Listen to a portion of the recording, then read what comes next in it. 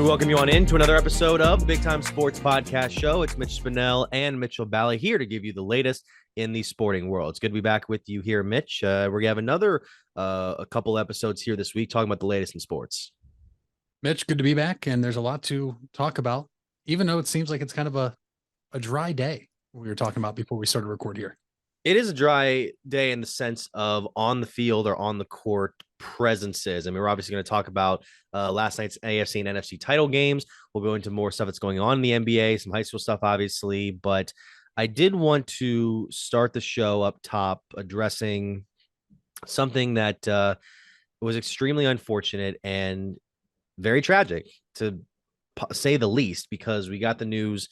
It was reported this morning that a long time fan favorite in the Cleveland area, John Adams, the man that you may have known as the guy who was the drummer in the left field bleachers at Municipal Stadium and Jacobs Field and Progressive Field for so many years, is reported that he has passed away at the age of 71. The Guardians put out a statement regarding Adams' passing early Monday, and it's a loss, Mitch. It's a loss because that man was beloved by pretty much anybody who got to go to the ballpark over the last, what we say, nearly 50 years, going back all the way to the days of, like early 70s when Municipal Stadium still 73, when Municipal Stadium still stood. The Indians weren't the greatest team. You know, they had a blip in the 60s and then kind of just went off the rails until the early 90s again. And yeah, Adams, he was a presence every time something was anticipated in the game, whether it be something that was very close to the edge, like the Indians are about to score, or they were about to get something really going, or they're about to clinch a win. Adams was there banging the drum away, done, done, done, done. And it got the crowd going to the point where even if you were to go to a game now and Adams is no longer going to be there, I mean, he hasn't. The last 2 seasons he had been dealing with some health issues. So, had other people joining in, but that drum for many people, for many generations of Cleveland fans, will still be pounding in the back of their minds, even if it's not there. Mitch, it's literally the most consistent thing in Cleveland baseball, besides a baseball team with the name Cleveland being in Cleveland, Ohio. I mean, think about it. He's survived ownership changes. He's survived multiple head coaches, multiple players. Think about all the stars he had back in the 70s. We're talking about Rick Manning, who's now the color commentator for the Guardians broadcast on Bally Sports. He was here in the best of times in the 90s when this team sold out 455 straight games. They went to 2 World Series. He was here in 2016. We went to the World Series. And they said he had missed just 40 some odd games since he made his debut on August 24th, 1973. And it's remarkable because saying that that's the most constant thing in terms of Cleveland, besides the baseball team being here, isn't really a lie, because every game that you and I have gone to, Mitch, you've covered a lot of games. I go as a fan a lot of the time. He's up there. It does not matter if they're down by 10 runs, if they're up by 10 runs. He's there till the end of the game. I've even heard stories already today from Andre Knott. There was games they'd look up there with a 2-hour rain delay, like, John, go home, man. Go to bed. It's 2-hour rain delay. He stays. And it's going to be weird, but at the same time, the organization has done a phenomenal job of implementing just the sound of the drum for while he was away the past 2 years. Obviously, he'd become ill. It'll be interesting to see what happens. I would have to think, Mitch, that he was such a big part of the team and the community and city of Cleveland that when they return home, obviously they open the season in 2023 on the road, but when they have that home opener, I would have to expect there'll be some sort of moment of silence, maybe, or some sort of tribute to John Adams now that he will not be there and missing his first game. Well, obviously you mentioned the past couple of years he had been away, but it's going to be different. But they've already had the plaque, I believe, up there where he sat in the bleachers. I believe they have something in Heritage Park. You have to think they're going to be doing something for him once the team opens up the season at home in 2023. No doubt. And he was there for pretty much all of the great events in Cleveland baseball history. He was there at 3 All-Star games. He was there for the World Series, obviously. He was there the night Len Barker pitched his perfect game against Toronto. He was just, like you said, one of the most consistent figures. And he is he's sort of he was sort of this fascinating fixture of what sporting events kind of used to be. Because think about how his whole thing started. where he buys a giant drum at a garage sale for $25 and he brings it to a probably otherwise near empty municipal stadium in 1973, goes out to the left field bleachers where no one else is and just starts banging away at the drum and just starts getting this momentum. And you couldn't possibly imagine bringing in a giant drum nowadays with all the rules and regulations that ballparks require, but he that was a fixture of what you were kind of able to get to do back then. And he just kind of made it so that he was one of the last remnants of a certain era of fanhood when it comes to attending games. I mean, Mitch, you can barely bring anything into a game now. Imagine pulling a drum that size that he had up to a gate now. And that's where I think I kind of wonder what's going to happen is, are you going to get, I believe he was only 21 at the time when he started doing this, 21 in single. And are you going to get somebody that wants to be the next John Adams? And two, would the Guardians organization allow that? And would he be beloved by the fans like we took in John Adams? I still remember, Mitch, the 2007 playoffs against the New York Yankees at home that was the first time, I believe, that year I went to a baseball game. Mm-hmm. And I still remember him being up there. I went on a Sunday after the Chicago White Sox. I'll never forget it. They lost 8-0, but he was just sitting at home watching playoff games in 2007 and being able to hear the beat of the drum as Grady Sizemore hits a home run or as somebody Pronk hits the walk-off single. Like, that is always going to be a noise that is in the back of fans' heads and players' heads too, because Mitch, and there's going to be amazing stories that come out, but there were numbers of players from opposing teams that wanted to meet him just because they either A, heard about it back when interleague play was a thing, that you only played 3-4 interleague teams a year, or B, like people from the White Sox or the Twins or Tigers who were here 9 to 13 times a year wanted to meet him just because they always heard it too. It's just the stories that are going to come out about him are going to be so cool to see, and just all the interaction he had. It sucks to see, but man, he is literally a Cleveland baseball legend that never played the game. Yeah, I mean, he is a fixture. He will be missed, and obviously not just by by the many fans of Cleveland sports and the Indians and the Guardians, but also obviously his close friends and family in most likelihood. So yeah, we go over from that, and it's one of those switches you don't want to have to make, but you have to sometimes. I mean, we're going to go over all the topics here in just a bit, but we do want to start off by going over what you can expect from the schedule here on Big Time Sports for the week. Now, Big Time Sports, obviously, with the Big Time Sports Show, we have a number of games coming up here on the slate. Now, for my side, we'll get to Mitch's side on the Stark County area very soon. But on the Tuscarawas County side, a very interesting week here on the Big Time Sports Show. You can see Charlie Jones host the show every week.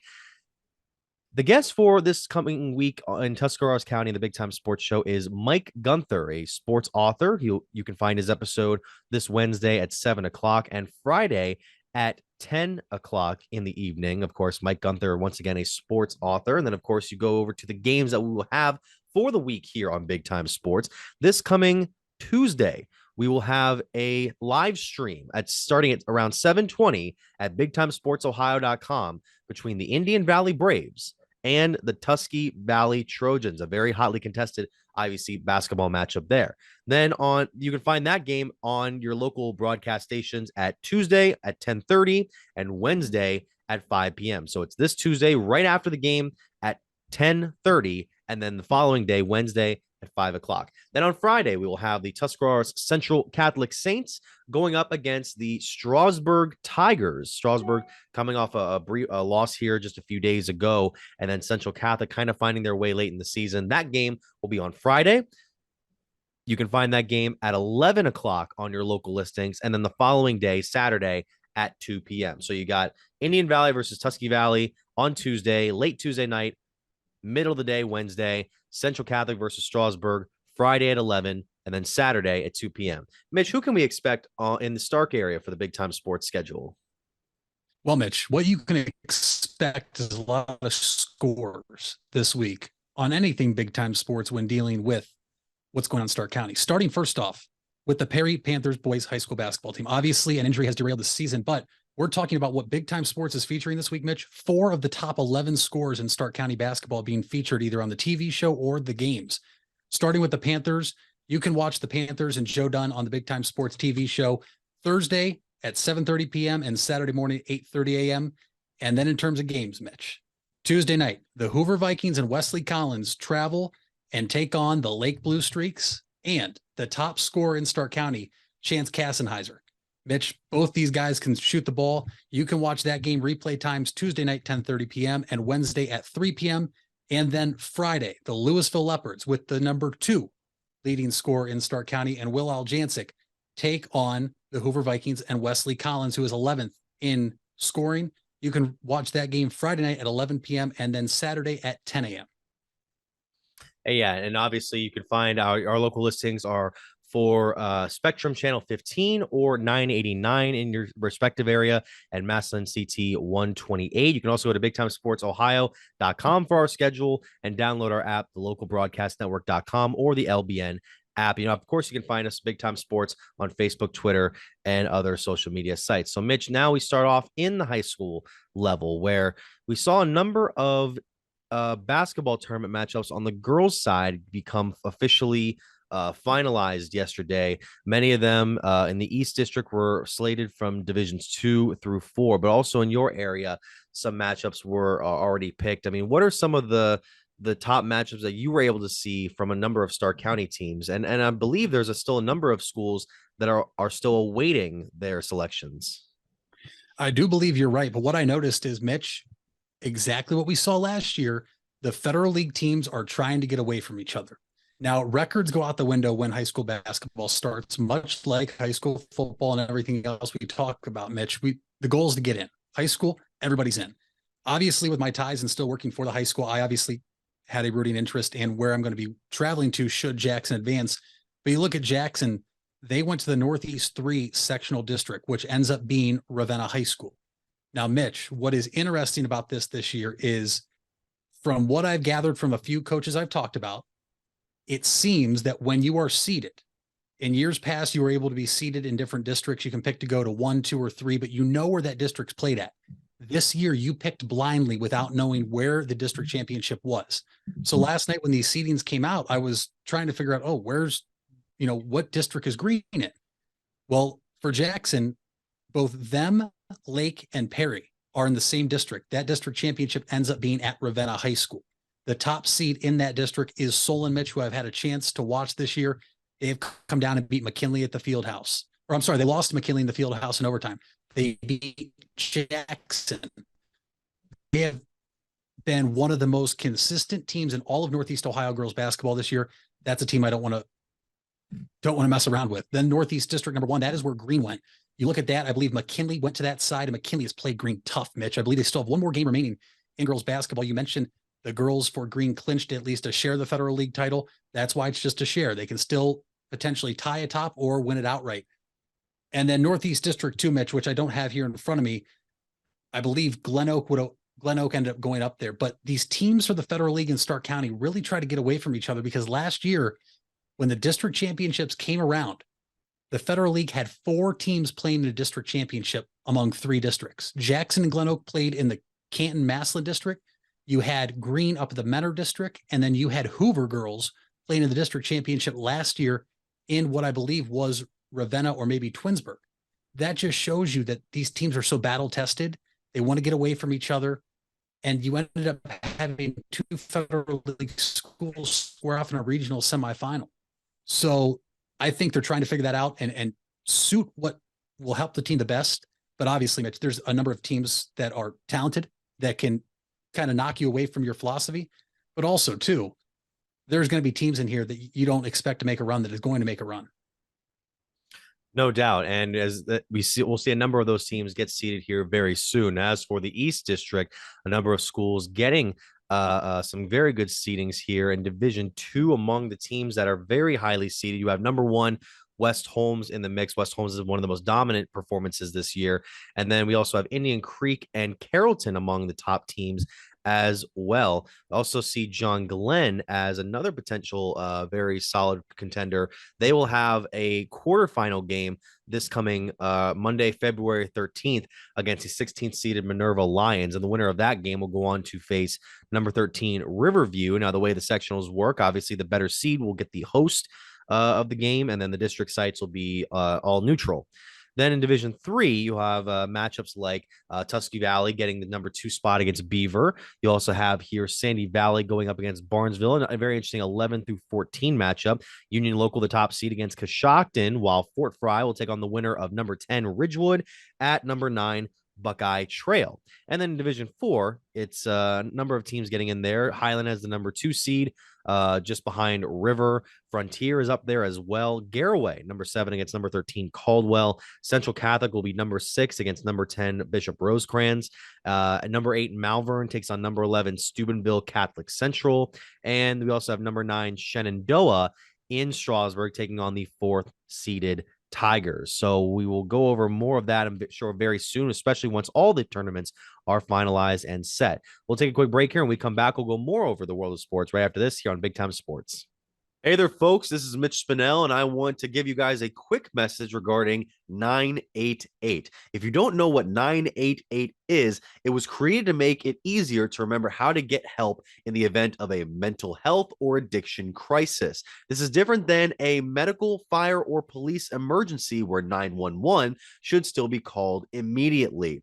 988 connects you with Stark County's Crisis Center, which is equipped to help people in emotional distress or experiencing a mental health or addiction crisis. So remember, 911 for medical, fire, and police emergency help, and 988 for support in overcoming a mental health crisis in Stark County. Buying a home has never been so affordable with record low interest rates. Hartzler's Quality Housing is ready to put over 40 years of experience to work for you. Family owned and operated since 1978, Hartzler's has a wide selection of model homes on site with a knowledgeable team to help make your new home a reality. Open 6 days a week. Visit them off I-77 in Dover or online at hartzlers.com. Hartzler's Quality Housing. Quality from start to finish.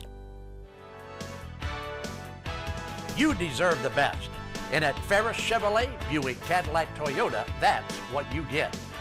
We consider you, the customer, to be part of our family.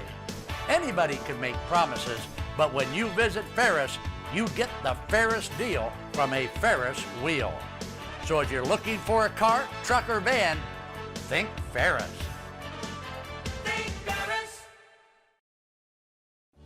You invest a lot in your home and vehicle purchases. Van Nostrand Young and Associates want you to feel secure should anything happen to those investments. We partnered with providers like Grange Insurance and other industry leaders to be sure you're presented with the most complete coverage to fit your needs. Because we're not only here to protect the items you invest in, we're here to protect your future as well. Call Van Nostrand Young Insurance in North Canton at 330-497-1867. We all have 206 things in common. Our bones keep us up and moving. And we at Cleveland Clinic Union Hospital care about every single one of them. From the tip of your finger to a brand new hip, our orthopedic experts will keep you going while keeping you safe. For every break and breakthrough, for every bone and joint, for every care in the world. Get the care you need when and where you need it. Visit unionhospital.org. Wendy's without the Wendy's app is like Nugs without the sauce. Or a Frosty without the fries. Or a hamburger without the fresh beef. No! Level low. Get the app to order ahead, order delivery, earn free food, and get app-exclusive offers. One app, all the Wendy's. Offer for a limited time at participating Wendy's. Terms apply. App registration required. Fresh beef available in contiguous U.S., Alaska, and Canada. Vive Auto Sales, located on West High Avenue in New Philadelphia and Cleveland Avenue in Canton, is a used car dealership committed to getting financing for everyone. We give every customer that walks in our showrooms a prime buying experience, no matter their credit score or financial situation. Current inventory can be viewed at www.wefinancenow.com. Check out our Facebook pages for the most up-to-date information about upcoming events and promotions happening at Vive Auto Sales.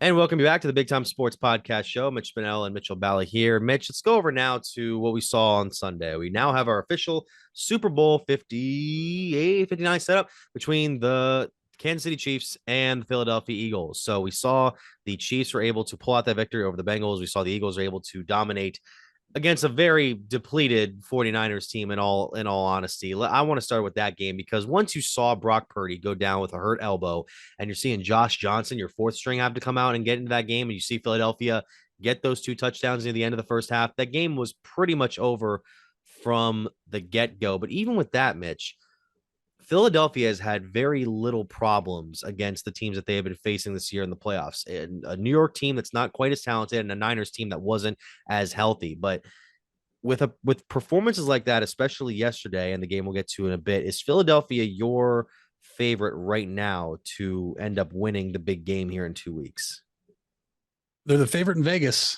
They're not my favorite because I think that you look at how impressive they've been, Mitch, and there's just no knock on them at all. At the same time, we've both, I think we can agree, we have the 2 best teams from start to finish in the NFL in the Super Bowl this year, both number 1 seeds. But the Eagles, Mitch, have played 2 lesser opponents and have not really been tested.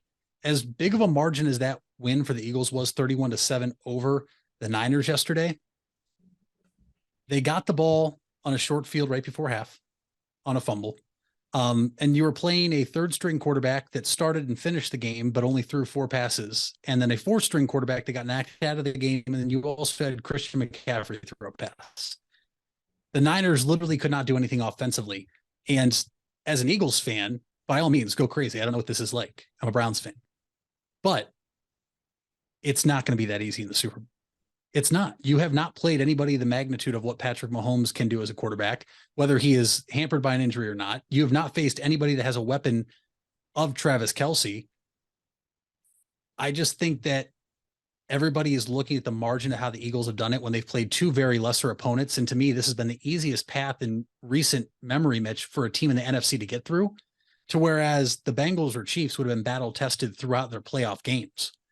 And I just think the Chiefs are the favorite right now to win the Super Bowl, even though they're underdogs, according to Vegas. Yeah, it's mainly because Cincinnati did end up doing a lot of good things yesterday against the Chiefs in a 23-20 win, where in that first half, I believe last year was a bigger deficit for Cincinnati to come back from. But this game this year felt more like Kansas City had this one in the bag if they had not allowed Cincinnati to get that last field goal. And then once you go into the second half, it's a completely different story. Once again, Patrick Mahomes kind of falls out of sync with a couple of his receivers.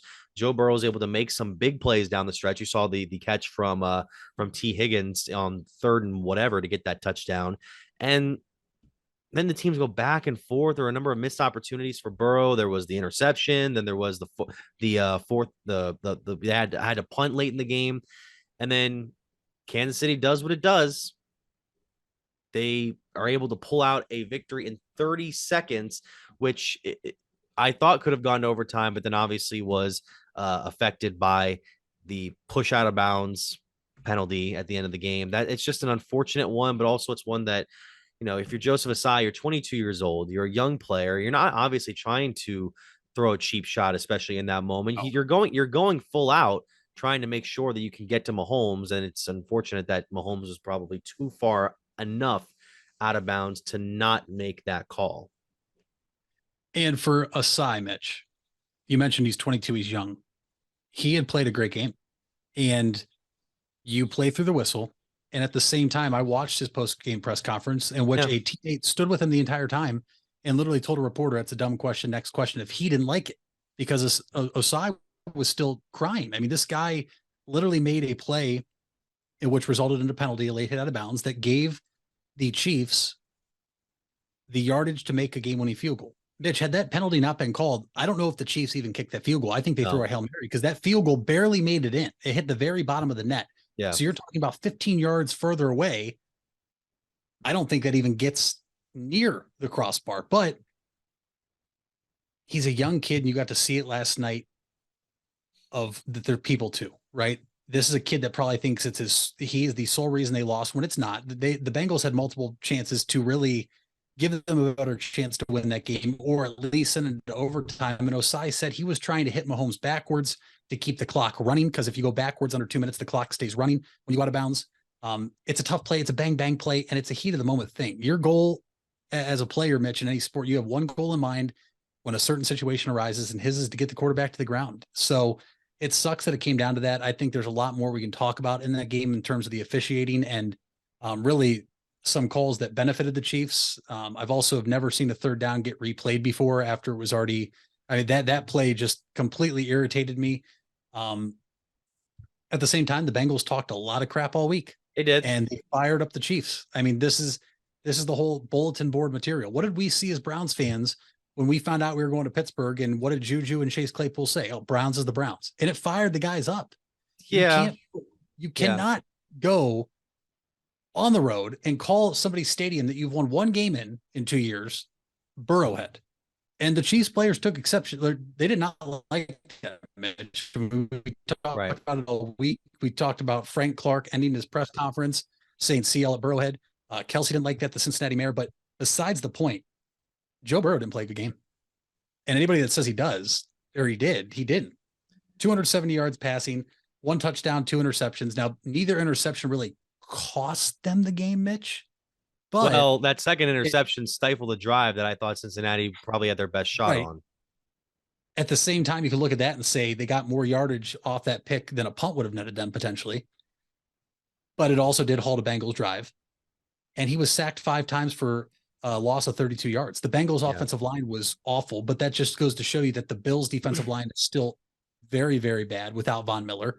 And the Chiefs defensive line is very good. It's just tough. I mean, both games, Mitch, in my opinion, kind of stunk yesterday for the expectations we had for both of them. But listen, Chiefs did what they had to do. They always somehow figure out a way to do what they have to do. Both teams looked like they were trying to give the game away at points, but the Chiefs benefit, and Harrison Butker comes in and makes the kick to send them to the Super Bowl. Well, yesterday was a letdown of expectations because I think people expected Philadelphia and San Francisco to go back and forth on the ground and on defense. Didn't necessarily happen that way. With the Chiefs and the Bengals, you thought, oh, it's both guys are going to throw for 400 yards. Both of them are going to throw for multiple touchdowns. And that wasn't the case. It was a matter of momentum for the Chiefs in the first half and then the Bengals mostly in the second half. But I think the biggest thing that people were really not upset about, but they were just talking about it consistently yesterday was, and this is obviously the issue that's been going on through the playoffs and every single regular season game, but especially the officiating seemed suspect at times a lot yesterday, to the point where people are wondering what is going on with these guys who are supposed to be considered the top officials to work in the most important games of the season. And it's just tough because obviously being an official is never easy. You're going to be scrutinized no matter what. Even if you call a perfect game, you're still going to be scrutinized by some side. But Mitch, we have eyes, and I think all the viewers that watch that game, at least at home, because being at the game is different than watching on TV. We saw a lot of things that were questionable. We saw a lot of non-calls. I mean, even the punt return for the Chiefs that set up the field position for them to end up driving for the game-winning field goal. There were blocks in the backs that weren't called. There were some pass interferences that were called that were very ticky-tacky, in my opinion. It was just, it's to your point. These are supposed to be the best officials voted upon by the coaches and how they do in games throughout the regular season. And yesterday, at least in Kansas City and for the Bengals and Chiefs, it did not seem like that was the best crew throughout the rest of the regular season. I mean, it was it was bad. Even in the Mahomes run to set up that field goal, and I'm not talking about the penalty that we know of, there were multiple like holding calls that could have been called and weren't. So that was frustrating to watch. And then the big thing this whole thing started yesterday with Devonta Smith, his 4th down catch that the Eagles took a gamble on early in the game against San Francisco. Great effort by him, no doubt. That ball came out, and it should have been San Francisco's ball. And the fact that Philadelphia was rushing to get that next playoff should have done 2 things. Number 1, tell Kyle Shanahan, throw that challenge flag. It's more so on him. But number 2, somebody up there, somebody in the booth could have been like, hey, we should take a closer look at that. We have multiple camera angles, and yet nobody does anything to stop it. That's what's frustrating. I guess that one more so is on the challenging call, the non-challenge call that the Niners didn't do compared to the referees. But then there were other points during the game. We had a whole issue yesterday of did the ball hit the sky cam wire that the fact that we've never seen that before is fascinating to me, but we don't know. We don't know. And they're going to put a camera angle on that soon, pretty much. To your point about Devonta Smith, Mitch, there was on the flip side in the Kansas City game, the touchdown pass to Tony that originally was called a touchdown, I believe. Yes. And you could tell it wasn't a catch by how he reacted. Mhm. If you score a touchdown first in the game to give your team a lead in the AFC Championship game, I'm going to assume you're going to get up and act like Devontae Smith did, who sold the fact that he caught that ball, even though he didn't. I mean, to me, it was just flip-flopped around, and it's tough for me to sit here because I am a jealous fan because I want my team to be in this spot eventually. Yeah. But I mean, we'll never know if we get there. The way that the booth can radio down to look at certain things. And yesterday, I think we saw it in the Chiefs game where I believe Zach Taylor wanted a challenge. If Mahomes' leg was down before he threw a forward pass. Yeah. And then all of that a was sudden, good. but they didn't make him challenge because they said we got together and talked about it. Right. It's like, okay, I get that. But I mean, 9 penalties on the Bengals for 71 yards, 4 penalties for 55 yards on the Chiefs. Whether you want to say that's what the benefit of being the home team is, or do people have agendas? I'm not trying to get hypothetical here, but you saw all the remarks and people talking yesterday. The NFL wants the Chiefs in the Super Bowl. They want Patrick Mahomes there because of the face. And, what is State Farm, as crazy as the sounds, what is State Farm paying? Because not only is Patrick Mahomes the face of State Farm, Mitch, where's the Super Bowl at? Right. Yeah. It's State Farm Stadium. Yeah. In Arizona. Yeah. I mean, I think that might take it a little far, but what I'm going to get at with that is it doesn't help that on trending yesterday on Twitter, you see NFL is rigged. I know Twitter is a cesspool for everybody to complain, but when your official performance allows people to kind of make that sort of conclusion because it's so egregious at times, that's where you have an issue. And that's where you might have to determine, well, do we get referees full time and make sure that they are the best possible people for the job? Or do we just, fire these guys, fire this guy? It's this whole thing of, why there's the argument of, why do we criticize and interview the players after the game about what they did wrong, but we can never do that with the officials? And why does the NFL keep such an ironclad protection of them when it comes to public scrutiny? Mm-hmm. And I kind of understand that to an extent because they're out of the most vitriol you ever see from fans goes towards the officials. You could say players, you could say coaches, but really there's a stake of love towards the fans of a certain player or coach, and then there's hatred stakes for the other side. There's no love stake for any official unless you know them personally. So yeah, I can kind of see where they want to keep the officials from like public harm, but there's some points, especially with this much money and influence on the line, there's got to be a standard for this.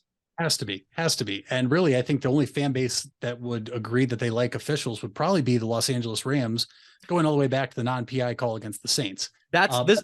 Can I interrupt you with that? Because I have a theory about that. Because we got so invested with,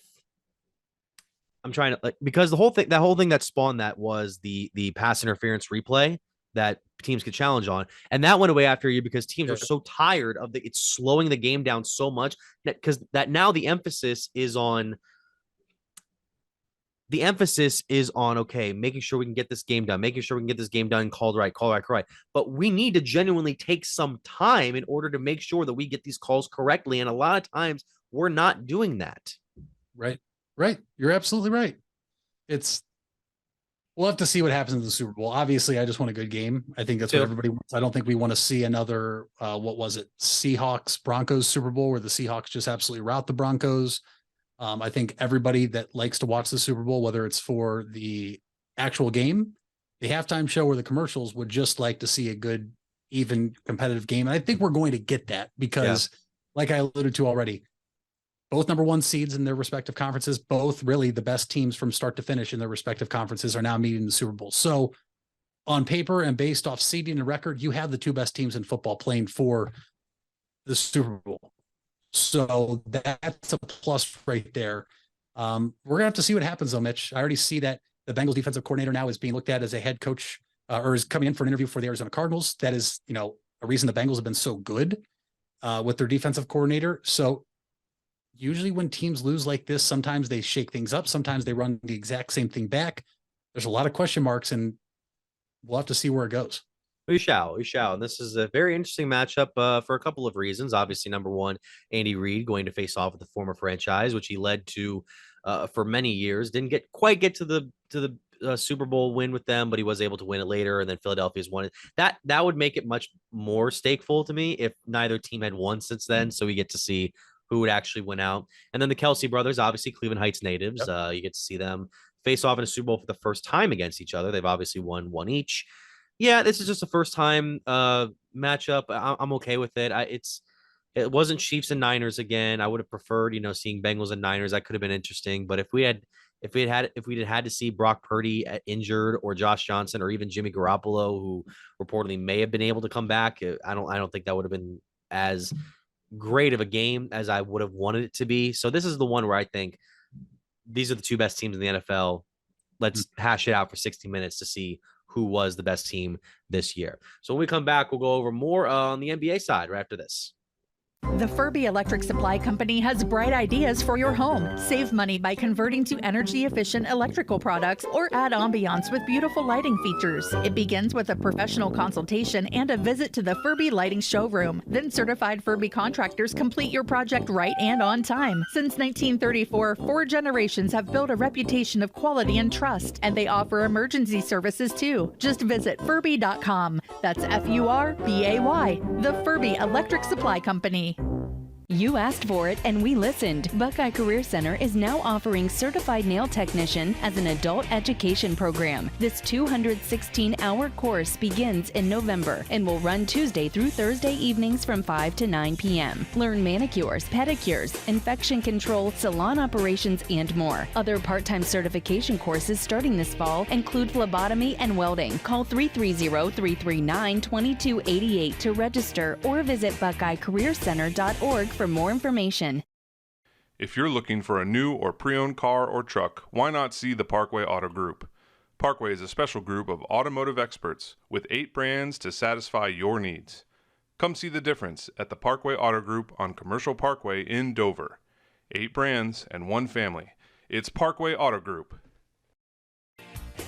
Fall is in the air and part-time career enhancement courses at Buckeye Career Center are on the horizon. Registration is now open for Introduction to Beekeeping, Basic Small Engine Repair, and Sign Language. These part-time offerings run on Tuesday evenings and begin in November. Let Buckeye Career Center help you learn a new skill or advance your current skill set. Call 330-339-2288 for more information or to reserve your seat in one of these or our other part-time classes.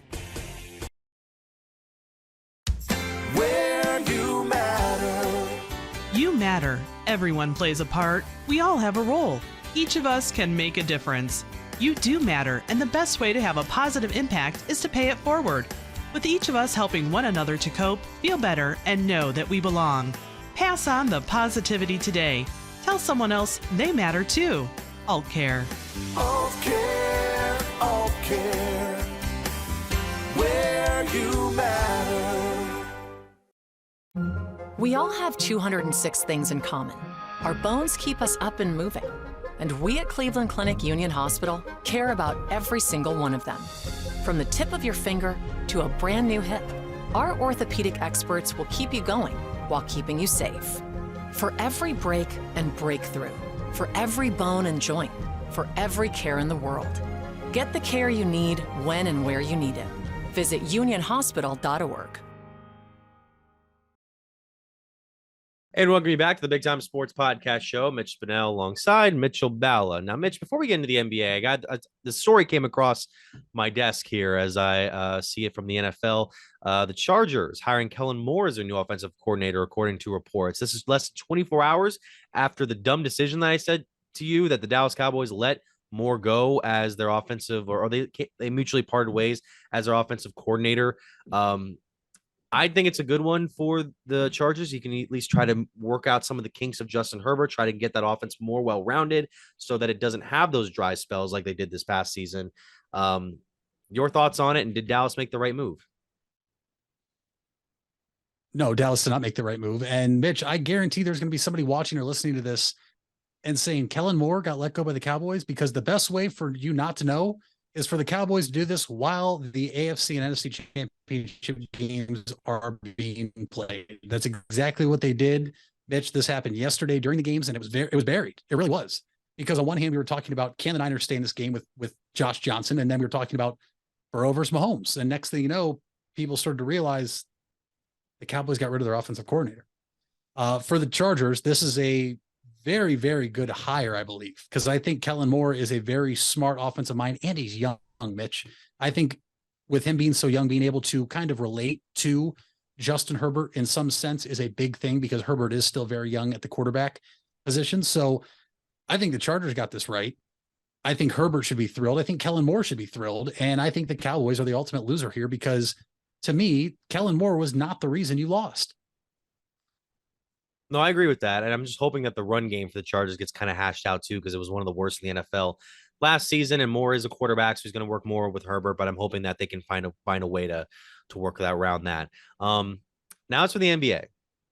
Obviously, we focus around the Cavaliers around here, so that's what we're going to do. The Cavaliers coming off a weekend where they had a bit of a tough road trip. They lost 2 out of their last 3, lost to an Oklahoma City team they shouldn't have on Friday night, that Shai Gilgeous-Alexander went off for 35 points.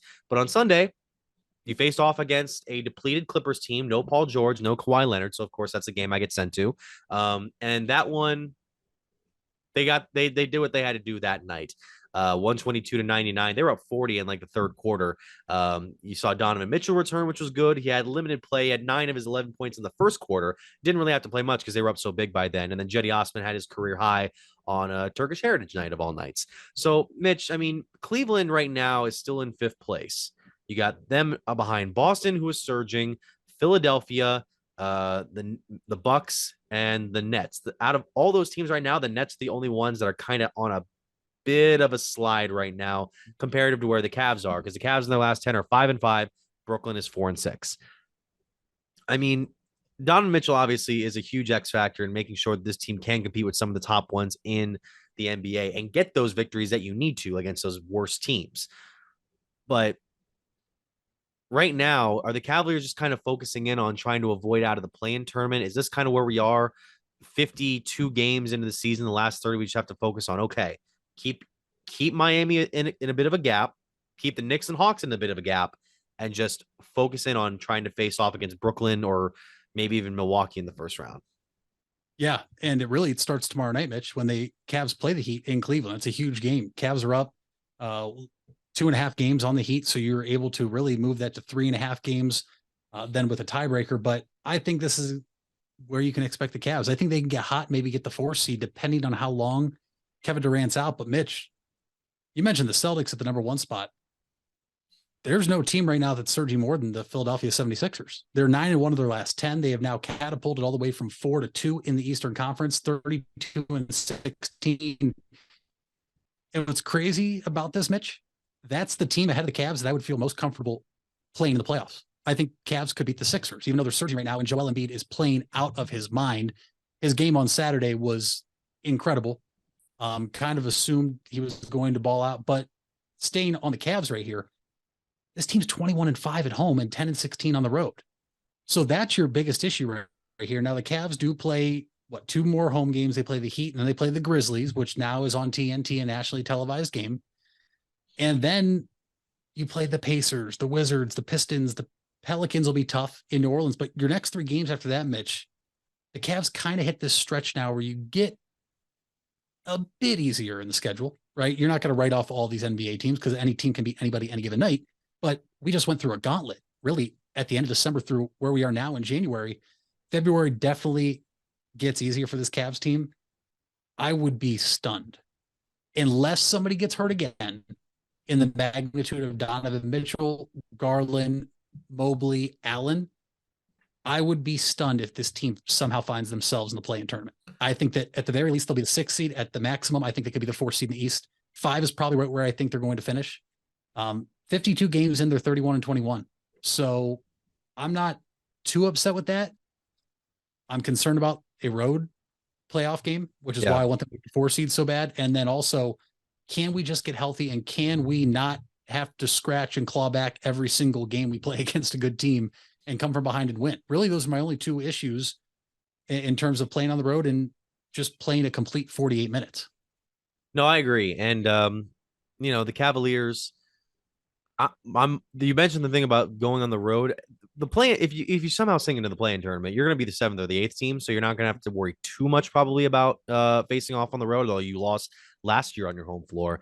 But my thing that I'm really focused in on is just trying to ensure that they'll still be strong at the end of this season. We kind of saw last year the wear and tear and the injuries kind of hampered the team, and then Donovan coming back is nice, and then Kevin Love reportedly might be back soon, although it's more of a bench role. But if these guys can learn from last year and keep themselves fresh enough to, get past a first round series, even get past a play-in tournament series, and that's growth, that's development, that's keeping your ways going in becoming a finals contender among the likes of Boston and Philadelphia, Milwaukee. I watched that Boston Knicks game the other night, though, and the Knicks made a statement in Boston. This is not the same Knicks, and this has been the way I've been talking about the whole year. The Knicks are not the same punchline of a team that we're seeing in the NBA this year. They can play. They're not amazing, but they can play. I mean, they beat the Cavaliers the other night, the game that Donovan tried to come back and then I think kind of re-aggravated the injury a little bit. They did lose to Brooklyn last night. Yeah. But that's a team that I'm very curious as to see. And then of course Miami is 6 right now, and they'll come into Cleveland very soon. You also have on the Western Conference right now where it's the same stuff. Denver's really good, Memphis is really good. Sacramento, it's still kind of amazing to see them as the 3 seed right now, and they're 7-3 out of their last 10, 27-21. They're pretty even at home and away, 16-11 at home, 11-10 on the road. And then the Clippers and Timberwolves right after. And then Golden State's the most interesting 6 seed that I'm seeing this year, because you don't have Curry for good portions of the season. I mean, Klay Thompson and Draymond Green here and there. And then Jordan Poole, as we saw against the Cavaliers, can prove to be capable enough to be a one guy on a given night if given the opportunity. So when I look at this Warriors team, as much as they are back behind the Clippers and the Timberwolves and even the Kings right now, because Denver and Memphis are so high, I don't know if Golden State would necessarily be the 6th highest team in my book in the West when it comes playoff time. And if all your guys are there, you could maybe be seeing them at number 4, number 3 if they go on a run. If they're healthy, they're the most dangerous team in the West.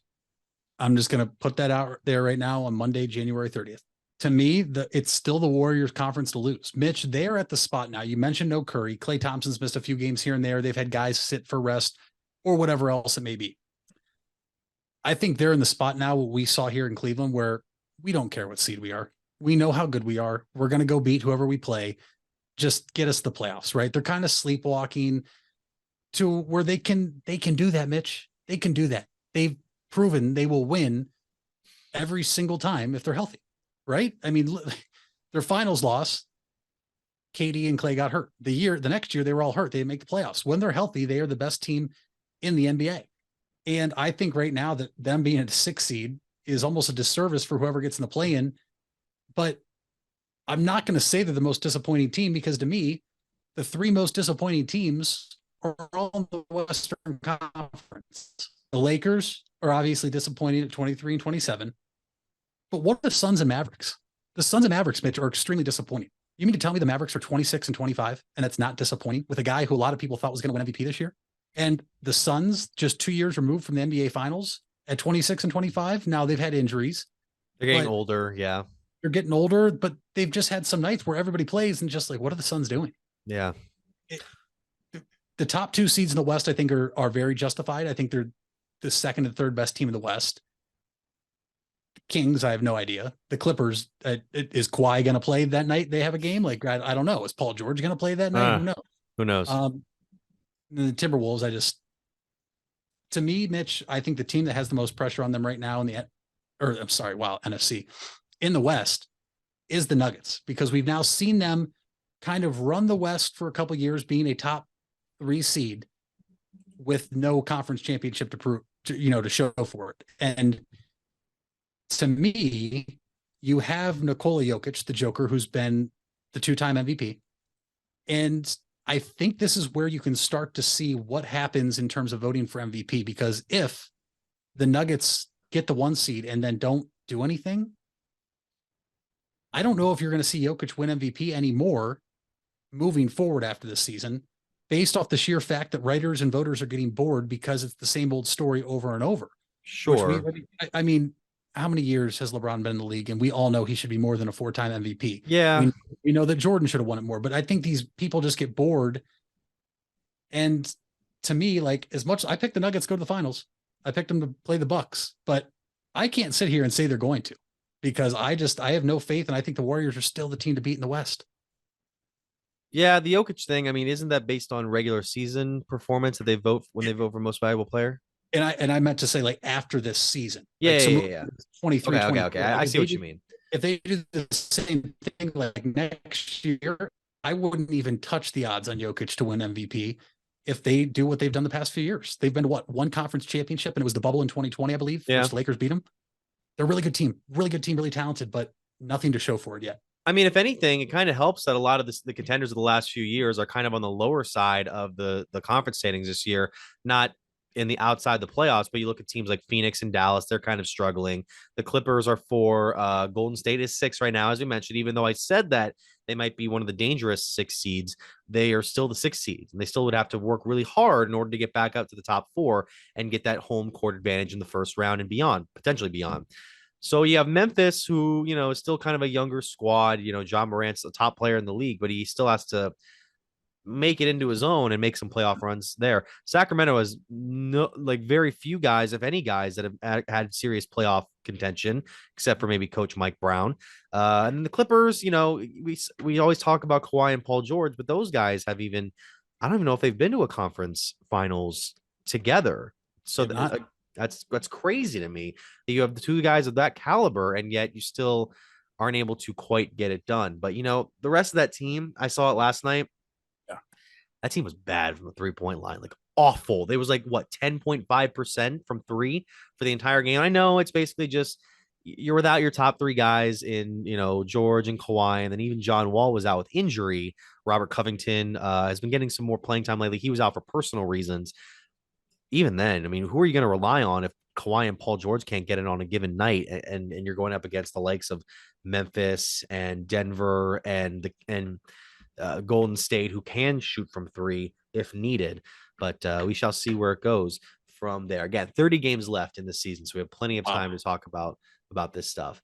So we'll come back from the break. We'll have more topics to talk about at the end of the Big Time Sports Podcast show.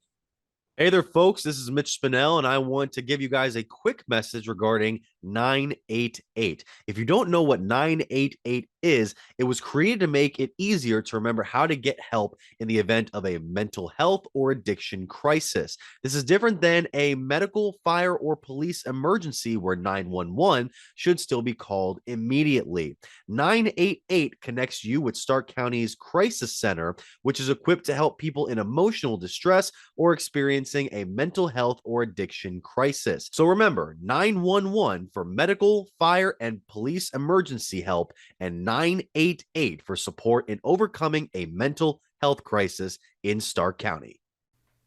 It takes a lot of practice to have a winning team. Albin Title has over 100 years of combined experience handling real estate, title, and escrow transactions.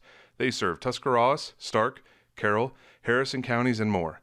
So choose Albin Title for your next home refinance, sale, or purchase. They'll get it done quickly and professionally. Contact Albin Title at 330-334-5800 or visit their website albintitle.com. Let them put their experience to work for you. Hard work is something you're accustomed to. Van Nostrand Young understands that principle. Our access is achieved with organizations like Grange Insurance. Safety and prevention specialists utilize our VanCan assessments process to ensure that you and your colleagues are in the best hands. You want the safest environment for your business, and we can guide you there. Call Van Nostrand Young Insurance in North Canton at 330-497-1867. If you're purchasing a new home, the team at Hartzler's Quality Housing is here to help. Take advantage of record low interest rates to make your new home a reality. Locally owned and operated since 1978, Hartzler's Quality Housing has the experience to guide you through the process. You'll find a wide selection of model homes on site to fit any budget. Open 6 days a week just off I-77. You can also visit them online at hartzlers.com. Hartzler's Quality Housing. Quality from start to finish. You deserve the best. And at Ferris Chevrolet, Buick, Cadillac, Toyota, that's what you get. We consider you, the customer, to be part of our family. Anybody can make promises, but when you visit Ferris, you get the Ferris deal from a Ferris wheel. So if you're looking for a car, truck, or van, think Ferris.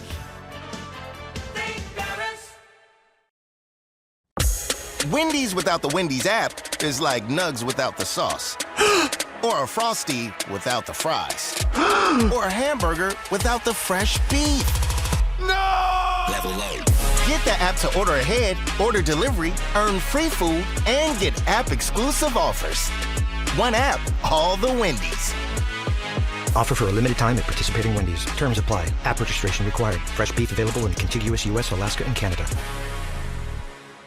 And welcome you back here to the Big Time Sports Podcast Show. Mitch Spinell and Mitchell Balla. Final segment here. And, we're going over some miscellaneous topics as we go around. We obviously talked earlier about John Adams passing away. We talked about the NFL Conference Championship games going into this Super Bowl. But we'll definitely be covering the Super Bowl here in the next couple of weeks as we see these two teams go at it. And, obviously the NBA stuff we've been going around. I've been looking into a bit of college basketball right now where the Buckeyes for both teams, men's and women's, Mitch, have been kind of reeling. The Buckeyes suffered their third loss of the season yesterday to Purdue. And it kind of stinks to see Ohio State's women's team get up to number 2 in the country and then lose these couple of games. And I'm worried that no one's going to take them as seriously as a contender now. You also have the men's team who is just really, really struggling at this point. And I bring this up to you as a possibility because it was based on a CBS Sports article, and out of all the candidates that were up there, this was probably the one I thought most likely. So there was obviously the news that Mike Brey is going to be stepping down as head coach of Notre Dame's men's basketball team after 2 decades. And he was always one of the more undersold coaches in the country. He's never a guy who got his team to the national championship game, never got to the Final Four, but he was always consistent. Notre Dame he always had a very consistent level under him. And I think he was one of the more underrated guys we'll see here in time, even though the championships don't really sell it. With that, Mitch, Notre Dame's going to be looking for a new coach. Do you think that with the possibility of more money and the possibility of a fresh start, that Chris Holtmann could be bolting Ohio State if he's given the Notre Dame job or offered the Notre Dame job? This is a hard one for me to answer because I don't know Chris Holtmann personally. I know somebody that does, but I've not ever talked about him personally. As an Ohio State fan, I have not been thrilled with what's happened under his tenure, right? No Big Ten championships, no Big Ten tournament championship wins. They've made they've made the tournament, but have not made it deep. I think this could be a good thing for both sides because I think with how the Ohio State Buckeyes men's basketball team has played recently this year, Mitch, I think he is no doubt on the hot seat. I think the only way that Chris Holtmann's hot seat becomes ice cold would be if Bronny James commits to Ohio State. I truly believe that is the only way that his hot seat right now turns ice cold, just strictly based off the name, the player, and what type of hype that would bring around the program. At the same time, I think this could be a blessing in disguise if he is offered the Notre Dame job and he takes it. I mean, keep in mind, he was at Butler before he came to Ohio State, so he's familiar with the state of Indiana. He might want to go back there. It's interesting. It really is, because at the same time, what does it look like right now for Notre Dame to try to conduct interviews? I mean, are they interviewing Holtmann in the middle of the season? Is Holtmann know he's going to go there if he's offered the job? Is this a guy that already has one foot out the door potentially? There's a lot of question marks. And if he's offered the job and he takes it, I wouldn't be mad as an Ohio State fan just because I haven't been happy with the product on the floor. This was supposed to be a guy, Mitch, that replaced Thad Matta, who the last couple of years under Matta were not great, but Thad Matta always had the Ohio State Buckeyes men's basketball team as a very formidable foe and a team that was constantly in the NCAA tournament, constantly atop the Big Ten with the likes of Izzo at Michigan State and Beeline when he was at Michigan, Ryan when he was at Wisconsin. I mean, it was those 4 teams almost year in, year out. Then you include Painter, who's still there at Purdue, and McCaffrey at Iowa. But it just has not been what I think everybody expected, going from Thad Matta to this young up and coming guy that had Butler in the national championship game against Duke. I think it could be best for both sides if Holtmann's offered Notre Dame and he accepts, because Mitch, Ohio State was ranked just a couple weeks ago, and now they are on a huge skid. Yeah. Tournament is in question, I think. I mean, this is, you still have a ways to go, but really this is a team that had the number one team in the country in Purdue beat and lost right at the tail end. And since then, Mitch, they have not recovered. They've lost a number of games in poor ways. The only silver lining is they have one of the top freshmen in all of college basketball, and Bryce Sensabaugh, who is awesome to watch. He will more than likely, I'm assuming, go to the draft after 1 year, but that is somebody that is worth watching if you don't care about the outcome. Because I watched the other night against Indiana, Mitch. He was electric. Ohio State got steamrolled at Assembly Hall. Yeah, and the thing with Mata is, like, Mata was an amazing coach for us. Got us in the national championship game, resurrected that program after scandal. Yep. But the last season, especially for him, when you go 17-15, you know there's time for a change. He was getting older. And then Holtmann, when he took over, looked to be a guy who was kind of re-energizing the program. You mentioned the first 5 seasons, 20 or more victories. And, you know, the team has been, at least been able to get back into the tournament consistently since he's taken over. One of the big things with Mata is you never know if they were going to be in or out the last couple of years. I believe the last real contending year was 2013 when you lose in the Elite Eight. But then you mentioned some of the postseason critiques, never having won a conference tournament, not having as great a runs in the NCAA tournament. I mean, the last 5 tournaments you've had, and going back to the days of Mata, you've been able to get out of the 3rd round. I think you've only made the 3rd round once, and your last 3, you have failed to get out of the 2nd round. 4 of you, you've not been able to get out of the 2nd round. So, yeah, I think we just need a guy. I mean, I'm not saying that Holtmann needs to go now, but if you're going to be looking for a guy in the future, you just need to find somebody who can make those serious runs for a postseason bid. And I'm not sure who you get at this point if you were to part ways with Holtmann, because it's such a tough job to find a guy like that. And again, you mentioned if recruiting goes Ohio State's way and they were to get able to get a high profile player like Bronny James, then that could be a potential changing of people's perspective to where Holtmann could have some more years at Ohio State. Who knows if Notre Dame's going to be even interested in this guy. So I'm going to make sure to keep my eye on that, and we'll see where Ohio State goes from there.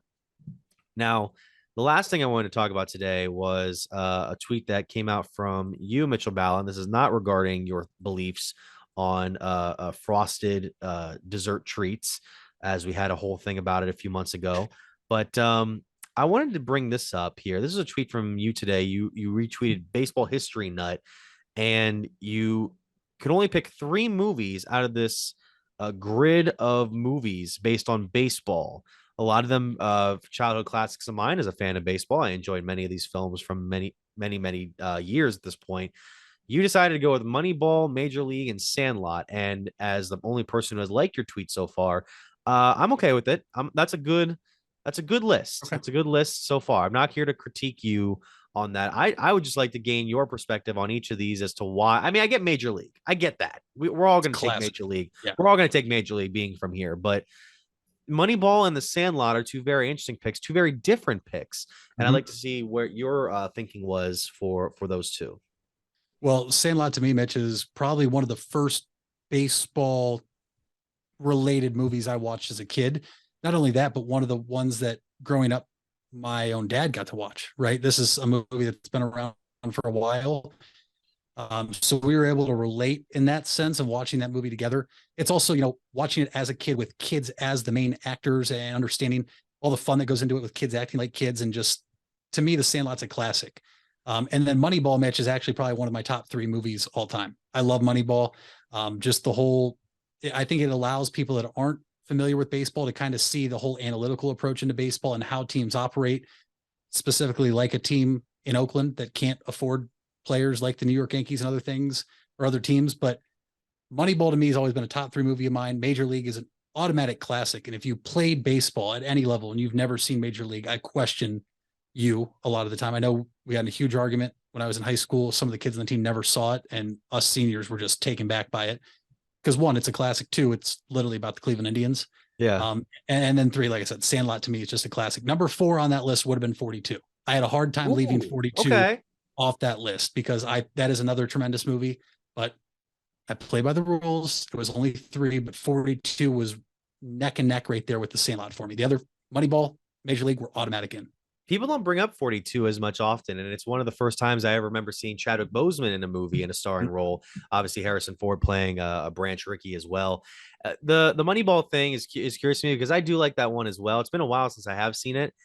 The one thing that I go back to the most is obviously the scene where it's the game that the A's need to break the record. They give up the 10-run lead. Then you see Scott Hatteberg's home run to the music, which I ended up putting on Oscar Gonzalez's home run a few months ago.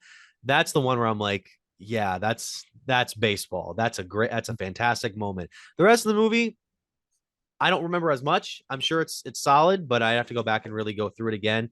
And then Sandlot, I'll get to Moneyball in a second, but Sandlot is funny because it's like every time you were in school one day and it was like a rainy day or like near the last day of school, every time someone would always bring in the Sandlot to watch. And it was just like the one where, you know, it's infused into my brain forever. The scenes that really stick out to me, obviously the 4th of July scene, the one where they take on that official Little League team.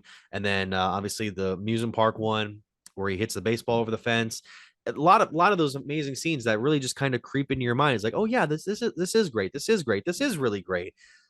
With Moneyball, I'm curious, does the fact that the guy who inspired the concept of analytics to baseball now operating for the Cleveland Browns, and some, not all, would say he may be ruining the team. Do you think that affects your opinion on the film at all, or is that something you can overlook?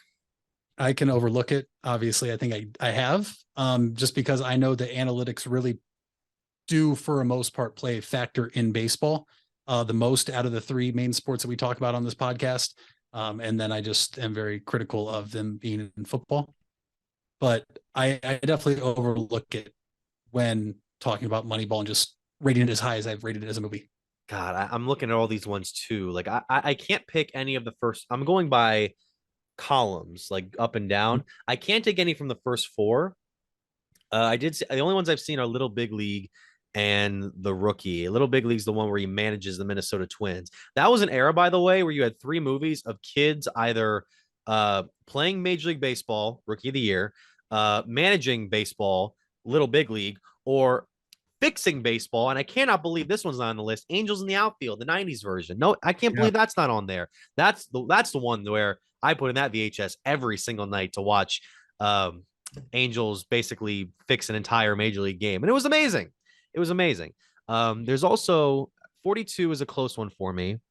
Rookie of the Year, if you watch it now, Henry Rowengartner is so godforsakenly annoying that I cannot take him at times. 61, I've only seen halfway through, and the Bad News Bears. It's fun. It's a fun one. It's cool to see kids swear, especially when you were a kid and you're like, wow, I'm sneaking this movie past my parents. But yeah. And then I've admittedly not seen A League of Their Own. I have not seen 8 Men. I have not seen 8 Men Out. I get the gist of both of them. Like, I know what happens. The women's league ceases to exist. The Black Sox get banned.